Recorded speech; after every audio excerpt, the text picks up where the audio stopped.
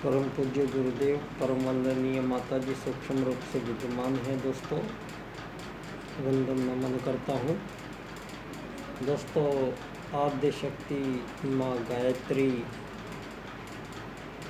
वो आद्य शक्ति माँ गायत्री जिनका धारण करने के बाद ही ब्रह्मा जी ने सारे संसार में 84 लाख प्रकार के जीव जंतुओं को उपस्थित किया, तो ब्रह्मा जी ने भी उसी आदि शक्ति माँ गायत्री की पुकार की। और फिर विश्वामित्र जी हुए धरती पे, जिन्होंने गायत्री माता को सर्वसुलभ ढंग से सर्व समाज के समक्ष वो दैवीय शक्ति के रूप में चिन्हित किया। और दोस्तों, यहाँ फिर कलयुग में आज ऐसी अवस्था में जहाँ सारी दुनिया में आज से 150 साल के अंदर अंदर सारी धरती पे बहुत तेज़ी से हर क्षेत्र में मानव जीवन के प्रत्येक आयाम में एक भयंकर बदलाव महसूस हो रहा है दुनिया में। ये बदलाव पहले से मानव को ज्ञात नहीं था।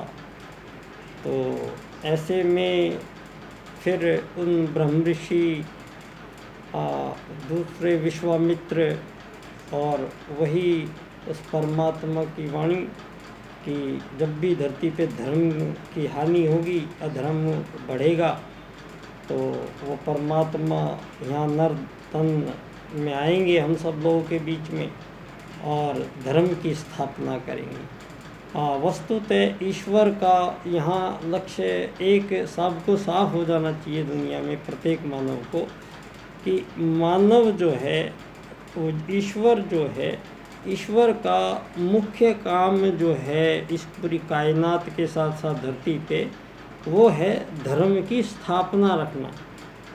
तो दोस्तों, यहाँ जो सनातन हम जिसको कहते हैं, पूरे ब्रह्मांड में जो सनातन जो चीज़ है, भारत में हम सनातन कई बार यूज़ करते हैं, अपने सनातन धर्म है, सनातन देश है।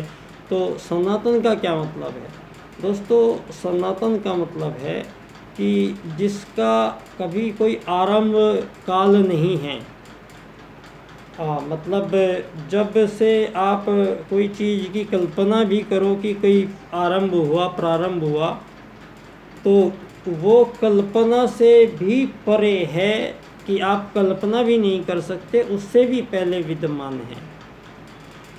तो अनादि समय से जो हमेशा से है, उसका कोई जन्म का आगमन का काल में गणना नहीं है, क्योंकि वो हमेशा से है और आज भी है और जो हमेशा रहेगा।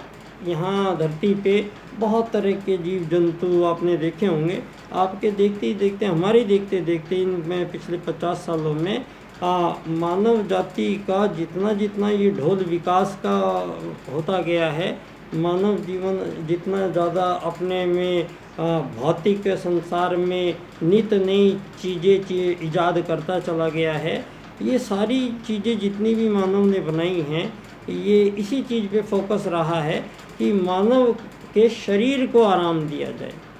जो यहाँ मानव के शरीर को विभिन्न तरीके से आराम दिया जाए, ऐसे यंत्रों की आविष्कार दुनिया में पिछले 150 सालों में, जिसको आप ये भौतिक दर्शन कह सकते हैं, केवल इस चीज़ का ध्यान रखा गया है कि मानव का जो ये शरीर दिख रहा है, इस शरीर को ज़्यादा से ज़्यादा, इसको गर्मी लग रही है तो ठंड में रख दो, तो एसी बना दो। ज़्यादा कपकपी लग रही है तो आप उसको एसी गर्मी वाला चला दो, तो गर्मी लगने लग जाएगी। मानव एक चीज़ खाता है तो आप उसको 10 चीज़ बना के खिलाना शुरू कर दो, तो मानव खुश हो जाएगा। तो मानव को एक जोड़ी कपड़े काफ़ी होते हैं, आप उसको 50 जोड़ी 100 जोड़ी का दे दो रोज़ाना बदलने के लिए, उसको 100 जोड़ी कपड़े दे दो, 100 जोड़ी उसको दे दो, और सारी दुनिया को ये सारी चीज़ें ब्रांड की दे दो। एक ब्रांड, ये ब्रांड नहीं तो कोई मतलब फिर बात ही नहीं, फिर तो हमें वही ब्रांड चाहिए। तो सारी दुनिया में इस जो मानव जाति के समक्ष पिछले 150 सालों में बहुत बड़ा एक परिवर्तन आया है। आज मैं आपका ध्यान उस परिवर्तन की ओर ले जाना चाहता हूँ। दोस्तों, आज हम वाकिफ़ हैं हाई फाई डिजिटल दुनिया से, जहाँ सारी दुनिया का प्लेटफॉर्म एक डिजिटल प्लेटफॉर्म पे आ चुका है। और हम सब ये जानते हैं कि जो ये जितना भी डिजिटलाइजेशन है, ये जो इसकी जो रेंज है या इसका जो भी आइटम है, वो इस चीज़ पे डिपेंड करता है कि जो आसमान में जो सैटेलाइट्स छोड़े गए हैं, उन सैटेलाइट्स में कितनी कैपेसिटी है कि वो धरती पे इतने मोबाइलों को, इतनी मशीनों को वो चला सकता है। तो ये जो सैटेलाइट्स छोड़े गए हैं सारी दुनिया में, एक ही प्राइवेट है वो जो अभी टेस्ला वाले हैं, उन्होंने अपने एक अलग ही बना दिया है, उस पर चर्चा हम बाद में करेंगे। पहले चर्चा यही है कि सारी दुनिया में आज से इन 150 सालों के अंदर जिस प्रकार की जो राजाशाही थी, राजशाही में सारे यहाँ पे चंगेज खान नहीं हुए हैं, यहाँ पे अकबर महान भी हुए हैं, यहाँ पर मौर्य वंश हुआ है, यहाँ पर तक्षशिला नालंदा हुई है, यहाँ पर हमारे भारत में राम का राज्य हुआ है, हमारे भारत में जानकी के पिता का जनक के राजा थे, वो किसान के रूप में काम करते थे। राम के बाद में भी भरत जी ने राजपाट जो चलाया, बाहर कुटिया से चलाया। तो हम कहने का मतलब रावण जो ये पुष्पक विमान लेके आया था, आज से 5000 साल पहले की बात है। और हमने जो भगवान श्री राम ने जो पुल बनाया था, वो भी 5000 साल पहले की बात है। तो 5000 साल पहले उन लोगों के पास पुष्पक विमान था, इस बात के साक्ष्य हैं हर चीज़ के उपलब्ध यहाँ पर। और ऊपर से विज्ञान का भी ये साक्ष्य उपलब्ध हो गया है कि नासा की जो सैटेलाइट है, उन्होंने भगवान श्री राम का श्री राम सेतु का पूरे पुल का उन्होंने पिक्चर दी है, और उनको ये मानना पड़ा है कि ये मानव निर्मित पुल है। आज थोड़ा पानी के नीचे चला गया है, लेकिन वो पानी पे तैरते हुए पत्थर है। और ये भी आर्कियोलॉजिस्ट में अच्छी तरह ढूंढ लिया गया था कि जो जिस प्रकार के जिस शिला से वो पत्थर आया है, वो पत्थर यहाँ आसपास में कहीं नहीं मिलता है। तो वो बहुत बड़ा पत्थर जिससे पूरा समुद्र बन जाए, वो कहीं से और इम्पोर्ट करके लाया गया था, और उस तरीके से उस इंजीनियरिंग से बनाया गया था। तो जो भगवान श्री राम जब जंगल में उस मरीच को पकड़ने गए, तो जो लक्ष्मण रेखा खींच के गए थे, तो लक्ष्मण रेखा में हमारे वेपन्स का ये छिपा पड़ा है कि उस टाइम पे हमारे वेपन्स कितने तकड़े थे, हमारे हथियार कितने तकड़े थे। कि रावण जो पुष्पक विमान भी लेके आया था, और सारी उसके पास लक्ष्मण से श्रेष्ठ विद्या थी, से उसके पास लक्ष्मण से बहुत ज़्यादा ज्ञान था, बहुत ज़्यादा उच्च कोटि का था रावण। लेकिन वहाँ पर उस टाइम वो लक्ष्मण रेखा को रावण पार नहीं कर पाया। तो कहने का मतलब वैदिक विज्ञान, हमारा जो वैदिक साइंस है, और जो हम ये उदाहरण मैं आपको समझा रहा हूँ, ये उस एक चीज़ को दर्शाता है कि आज सारी दुनिया में रावण कम बुद्धिमान नहीं था। धरती पे जो वेद हैं हमें उपलब्ध हुए हैं, धरती पे जो वेद, ये परमात्मा ने बोले थे, और ऋषियों ने अपने कानों से सुने थे, और इसको मनन किया गया था, और इसका उच्चारण किया गया था। और वेदों का ही सारे गुरुकुलों में वाचन किया जाता था, उनको बोला जाता था, श्रवण किया जाता था, और जीवन में उतारा जाता था। तो ये जो मानव जीवन का ये जो भाग है, ये दर्शाता है परमात्मा के अंश एक आत्मा, आत्मवत सर्वभूतेषु और वसुदैव कुटुम्बकम के सूत्रों को के अनुसार जैसे ये चल रहा था करोड़ों सालों से, इसके बीच में आते आते आते मानव आते आते यहाँ पर जब धरती पे मानव आया तो मानव की आयु हजारों साल थी। मानव इच्छा मृत्यु प्राप्त थे, इसी शरीर में इसी चेतना के इसी आत्मा के साथ आते थे, लेकिन आत्मा का जो लिंक है वो परमात्मा के पास ज़्यादा था। आत्मा का जो रेंज है मानव की, जो परमात्मा से जो रेंज है, उस रेंज में मानव का मस्तिष्क ज़्यादा चलता था। तो वहाँ की रेंज से जब अटैचमेंट ज़्यादा रहता है तो फिर मानव का ये सारा नीचे का जो अंग है ये उसी के अनुरूप कार्य करने लग जाते हैं। तो मानव को ये भी एक आपको इसलिए मैं बताना चाहता हूँ कि जब से ये धरती पे 150 सालों में अंग्रेजी दवाइयों का प्रसार हुआ है दुनिया में, तो कुछ ऐसे विशेष रसायन का आविष्कार पहले कर लिया गया था जो रसायन मानवीय मस्तिष्क के उन ज्ञान तंतुओं को प्रभावित करते हैं जहाँ से मानव के पाश्विक जो बुद्धि है मानव की वही ज़्यादा जागृत होती है। पाश्विक बुद्धि जागृत होने का मतलब मानव में अच्छा खाने पहनने का, दूसरे से अच्छा छीनने का, भोग करने का, दूसरी स्त्रियों को प्राप्त करने का, ये इस तरीके के कामों का, व्यभिचारी आदमी बनने का। तो इस तरीके के जो भाव हमारे मस्तिष्क में जिस स्थान से आते हैं उस स्थान के ज्ञान तंतुओं को कुछ रसायनों द्वारा देशों में वो ऊंची भरपूर मात्रा में बांटा गया है पिछले 70-80 सालों में। तो सभी देशों के अंदर ऐसे ऐसे केमिकल्स डाले गए हैं जिनका आधे तो इन्होंने उसका परीक्षण कर लिया है, लेकिन यह केमिकल्स के द्वारा कंप्लीट परीक्षण तो आज तक भी नहीं हो पाया है किसी चीज़ का। तभी एक छोटा सा एक कोरोना वायरस इतना खतरनाक हो सकता है कि सारी दुनिया में आज करोड़ों लोगों को हम सबके सामने लेके चला गया है, और हम सारा विज्ञान समाज, सारा दुनिया, सारे राजनेता, सारा धर्म क्षेत्र मौन खड़ा होता हुआ अपने अपने देशों में, अपनी अपनी गलियों में उनके अग्नि संस्कार तक में लोग नहीं जा पाए हैं अपनों।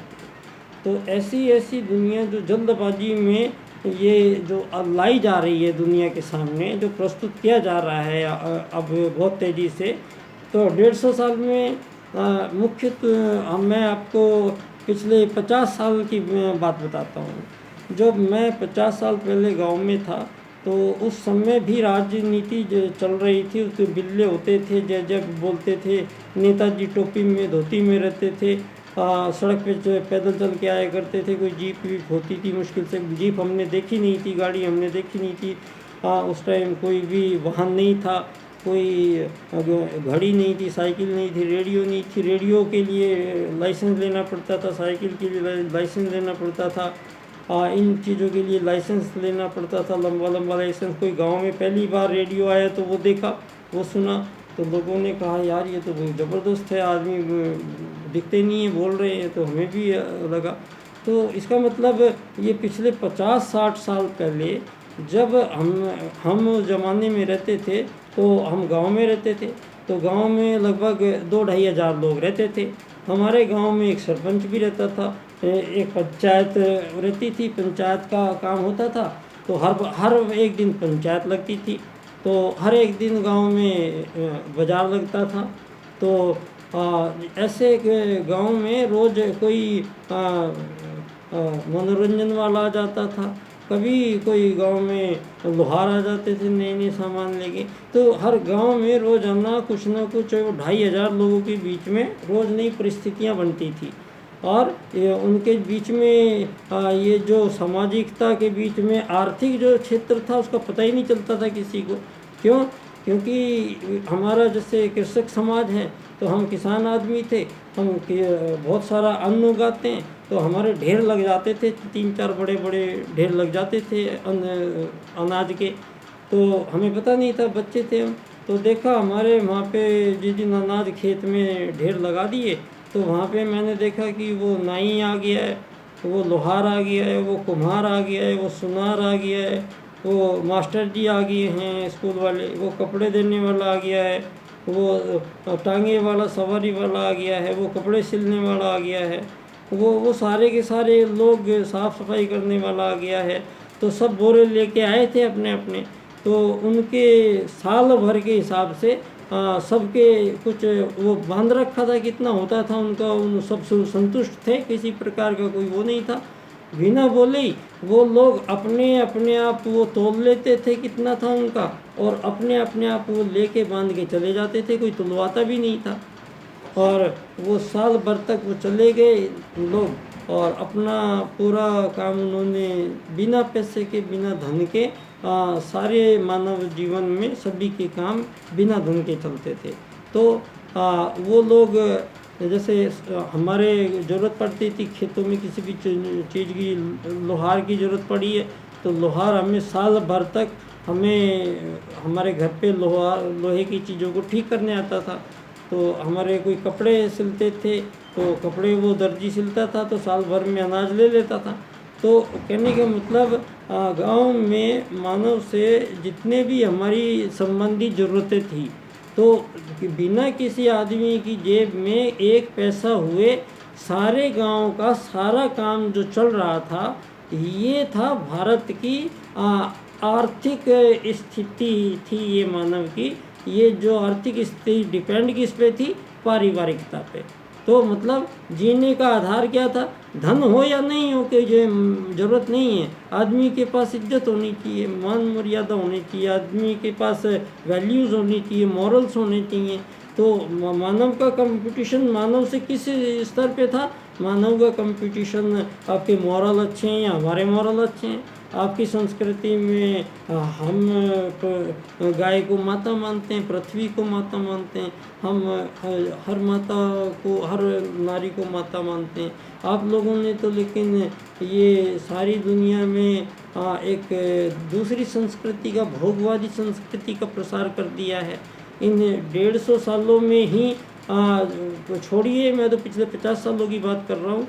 पिछले 50 सालों में मैं उस जगह से निकल के आया, और यहाँ राजस्थान में आज 50-51 साल की उम्र में मैं आप सब लोगों के सामने ये बातें कह रहा हूँ। आज आपने बिना पैसे के यहाँ पर धरती पर छोटा सा 4 साल का बच्चे से लेके उसको पता भी नहीं है कुछ भी, और एक बूढ़े आदमी तक, उसको एक ही चीज़ उसके मुंह से निकल रही है कि उसको पैसे की ज़रूरत है। तो आज मतलब आदमी का सबका ध्यान एक ही चीज़ पे फोकस कर दिया गया है। वो एक आर्टिफिशियली चीज़ है, वो एक मानव निर्मित कागज़ के टुकड़े हैं। उन कागज़ के टुकड़े से पे आपने जो अमीर, गरीब, मालिक, नौकर, ये बनना पड़ेगा, ये मानव को बनना पड़ेगा। ये तय कर दिया गया था। उस चीज़ का नाम है पूंजीवादी लोकतंत्र। जब से दुनिया में सबसे बड़ी बात तो एक हुई कि आज़ादी, यहाँ पर लड़ाइयाँ हो रही हैं धरती पे, और आज़ादी के सर्टिफिकेट बांटे जा रहे हैं धरती पे। सबसे बड़ा मूर्खता यही है कि एक ही प्रजाति के जीवों में किसी भी प्रकार की आज़ादी संभव नहीं है। ये आत्मत सर्वभूतेषु के सिद्धांत का भंजन है। अगर कोई किसी प्रकार की आज़ादी के जयकारे लगा रहा है, तो वो खुद को समझदार ना समझे। वो ईश्वर की दृष्टि में, उस ईश्वरीय कानून में, अगर आप लोग यहाँ पर आज़ादी की जिंदाबाद बोल रहे हैं, तो उसके आत्मत सर्वभूतेषु और वसुदैव कुटुंबकम के सूत्र के खिलाफ काम कर रहे हैं आज आप। और अपने आप को आप कितना भी देशभक्त कहें, आज इस देशभक्ति की परिभाषा जानने की ज़रूरत बहुत ज़रूरी हो गई है दुनिया में, कि आखिर ये देश की भक्ति क्या है और ये देश क्या है। मानव एक जगह रहते हैं, वो अलग भाषा बोलते हैं, अलग कपड़े पहनते हैं, अलग तरीके से खाना खाते हैं उनके, लेकिन सबको सारी दुनिया में सारे मानव को भूख एक जैसी लगती है, नींद एक जैसी आती है, मानव की हंसी एक जैसी है, मानव का रोना एक जैसा है। आधे से ज़्यादा काम बिना किसी भाषा के पूरी दुनिया में मानव घूम के चला आता है, उसके ऐसे ही काम हो जाते हैं। हम जो इशारों से काम चल जाते हैं दुनिया में। तो यहाँ आत्मत सर्वभूतेषु का सिद्धांत जो धरती पे सतयुग के बाद में पहली बार धरती पे जब प्राथमिक राजनीति की स्थापना की गई, तो उसी समय ये मानवों के बीच में 3 प्रकार के चुनाव सभी लोगों से करवाए गए थे। तो पहले चुनाव यही किया था दुनिया ने कि मानव को धर्म का पालन करना है, धर्म के रास्ते चलना है या अधर्म से चलना है। तो धरती पे मानव जब पहला चुनाव की और राजनीति की बात आई, तो मानव के समक्ष सबसे पहला प्रश्न यही था कि मानव को धर्म से चलना है या अधर्म से। तो सभी मानवों ने ये चुनाव किया है कि मानव श्रेष्ठ जीव है, परमात्मा का एक अंश आत्मा है। तो मानव सर्वश्रेष्ठ होने के नाते यहाँ पर उसका लक्ष्य भी सर्वश्रेष्ठ है। तो सभी कुछ सर्वश्रेष्ठ है मानव का। तो मानव आत्मत सर्वभूतेषु, तो मानवों के अंदर जितने भी जिंदा इंसान हैं ये धरती पे, इनके अंदर सबके अंदर एक ही परमात्मा का अंश आत्मा, एक ही प्रकार की इलेक्ट्रिसिटी। जैसे बिजली के खंभे से बड़े फार्मर से सारे खंभों में सारी दुनिया में और सारी दुनिया के पंखे लाइट एक साथ चल जाते हैं, उसी प्रकार से सारे मानव जीवों में, सभी छोटे बड़े जीवों में जो एक ये बायो इलेक्ट्रिसिटी है, ये जैव ऊर्जा है, ये इसी से सारा संसार ये गतिमान है। लेकिन इसमें सभी जीव अपना विशेष समय लेके साथ में आए हैं। तो समय जिस जीव का जिस समय ख़त्म होता रहेगा, उसी समय ये दिखता हुआ शरीर वहीं पे गिर जाएगा और वो इसमें से निकल के सूक्ष्म शरीर में चला जाएगा। और ये सूक्ष्म शरीर सूक्ष्म वातावरण में रहेगा और सूक्ष्म से आवश्यकता पड़ने पर कारण में भी चला जाएगा। और कारण में जाने के बाद मानव जीव पुनः किसी जीव योनियों में कभी भी आ सकता है। तो ये एक चक्र है इस पूरे कायनात में। तो हमें किसी को ढूंढने की ज़रूरत नहीं है धरती पे। जो धर्म और अधर्म के बीच में अपने धर्म निरपेक्षता एक शब्द आ गया है दुनिया में। असल में सारी दुनिया में सबसे बड़ा मानवों के बीच में यही एक छल है दोस्तों। दुनिया में मानव मूल रूप से ये सवाल किया पंडित दीनदयाल उपाध्याय जी ने राजनीति के माध्यम से। उन्होंने कहा मानव है कौन, मानव का परिचय क्या है। तो मानव का परिचय पहले दीजिए आप, उसके बाद में राजनीति कीजिए। तो मानव है कौन, दीनदयाल जी कहते हैं शरीर मानव का जो उपस्थित है, उस शरीर में कोई आत्मा, कोई चेतना कहीं से आई है और उस शरीर में प्रवेश किया है। जब वो आत्मा चेतना इस शरीर में प्रवेश करती है तो ये जिंदा हो जाता है। और जिस समय वो चेतना आत्मा इस शरीर में से जाएगी तो यही चेतना का जो शरीर है, यही शरीर आपका गिर जाएगा और कुछ ही घंटों में आपका ये पूरा शरीर निष्क्रिय हो जाएगा। तो यहाँ हमारा योग विज्ञान अनंत काल से ही 2 सूत्रों के अनुसार भारत ने दुनिया को राजनीति भी पहली बार दी। तो धर्म या अधर्म, तो आप आज कह रहे हैं धर्म निरपेक्षता, तो ये जो सवाल है ये धर्म निरपेक्षता, ये इसका कोई मतलब ही नहीं है। यहाँ मतलब भी अगर आप समझ जाते तो मतलब मैं आपको समझा देता हूँ। या तो मानव धर्म के सापेक्ष होगा या मानव धर्म के निरपेक्ष होगा। या तो मानव धर्म के साथ होगा तो सापेक्ष होगा, और मानव धर्म के विरुद्ध होगा तो उसके निरपेक्ष होगा। तो आप लोग ये कहना चाहते हैं कि आज जो भारत है वो धर्मनिरपेक्ष भारत है, मतलब धर्म के विरुद्ध चलने वाला देश है, जबकि यह धरती पे पहली बार राजनीति की स्थापना पे ये चुनाव पहले मानवों ने ही कर दिया था कि दुनिया में या तो धर्म से होगा या अधर्म से। तो आज वही परिस्थितियों में परम पूज्य गुरुदेव का जो युग परिवर्तन काल आया है, इस युग परिवर्तन काल में परम पूज्य गुरुदेव का वही सबसे पहली बात आएगी, मानव का धर्म या अधर्म। तो धर्मनिरपेक्षता का मतलब धर्म के विरुद्ध दुनिया में कोई नहीं है, तो इसका कोई मतलब भी नहीं है। जो शब्द आपने दुनिया में मानव से आपस में कोई बैर नहीं है, मानव का मानव से कोई कंपटीशन नहीं है, मानव का मानव से किसी भी प्रकार का धरती पे कोई बैर नहीं है। क्यों? आत्मत सर्वभूतेषु, जो ये हमारे वैदिक सूत्र हैं, ये हमें इस चीज़ से अच्छी तरह अवगत कराते हैं। और हम इन्हीं सूत्रों से समस्त मानव जाति भी चली है, और आज तक तो संपूर्ण जीव प्रजातियां चलती आई हैं। अब मानव ने ये पिछले जो 150 साल आए हैं, इनमें जो ये एक राजनीति जो बदली गई है, ये आप बता रहे हैं कि मानव अधिकार के नाम पे आज सारी मानव जाति को हमारे देशों में भी व्यभिचार शब्द हटा दिया गया है। पति पत्नी के कानूनन रहते हुए अन्य किन्नियों से कितने शारीरिक संबंध रख सकते हैं, ऐसे कुछ बयान दिए गए हैं। टीनेजर्स बच्चे लिव इन रिलेशनशिप में रह सकते हैं, तो ब्रह्मचर्य आश्रम को ही ख़त्म कर दिया गया है।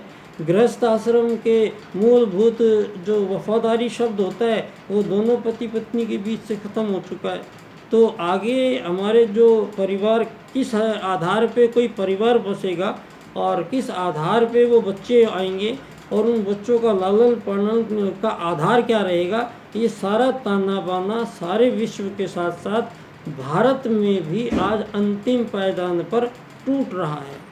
तो ऐसे में अब दुनिया के सामने प्रश्न एक ही है कि हमें सारी दुनिया को ये जो पूंजीवादी लोकतंत्र है, इसके स्थान पे पंडित दीनदयाल उपाध्याय जी अर्थायाम आधारित एकात्म मानववाद का राजनीतिक दर्शन प्रदान करते हैं। वो कहते हैं कि मानव को 7 अरब लोग अब हमें मानना पड़ेगा, और 7 अरब लोगों को एक ही सारी धरती को एक कुटुंब मानना पड़ेगा, और आत्मत सर्वभूतेषु और वसुदैव कुटुंबकम का मिलान होना पड़ेगा। तो मिलना पड़ेगा सबको इस प्यार। आप लोगों की त्रुटि यही थी कि आप लोगों ने वसुदैव कुटुंबकम तो बहुत बार पुकारा होगा, लेकिन आपने आत्मत सर्वभूतेषु का नाम नहीं लिया। तो जब तक आप धरती पे आत्मत सर्वभूतेषु नहीं लिखेंगे, तब तक वसुदैव कुटुंबकम लिखने का कोई अधिकार भी नहीं है आप लोगों को, आप उसका जान भी नहीं सकते हैं। तो यहाँ आत्मत सर्वभूतेषु के अनुसार तो आज पुणे पंडित दीनदयाल उपाध्याय जी उसी भारत से परम पूज्य गुरुदेव के निर्देशन में उन्हीं की युग निर्माण योजना के चरण में विश्व की राजनीति का पुनरुद्धार, जो पुनरभ्युदय जो परम पूज्य गुरुदेव ने दीनदयाल उपाध्याय जी को सौंपा था, आज उन्होंने अपने 4 राजनीतिक सूत्र दुनिया के सामने प्रस्तुत किए। दीनदयाल उपाध्याय जी ने 4 सूत्र, उन्होंने एकात्म मानववाद का राजनीतिक दर्शन, अर्थायाम की अर्थनीति, आर्थिक लोकतंत्र का सामाजिकरण और अंत्योदय हमारा लक्ष्य। तो इस तरीके से ये चारों सूत्र जब मैंने इनकी व्याख्या की, तो सारे संसार में आत्मत सर्वभूतेषु का मिलन और वसुदैव कुटुंबकम का मिलान, ये एक क्षेत्र जा रहा है पंडित दीनदयाल उपाध्याय जी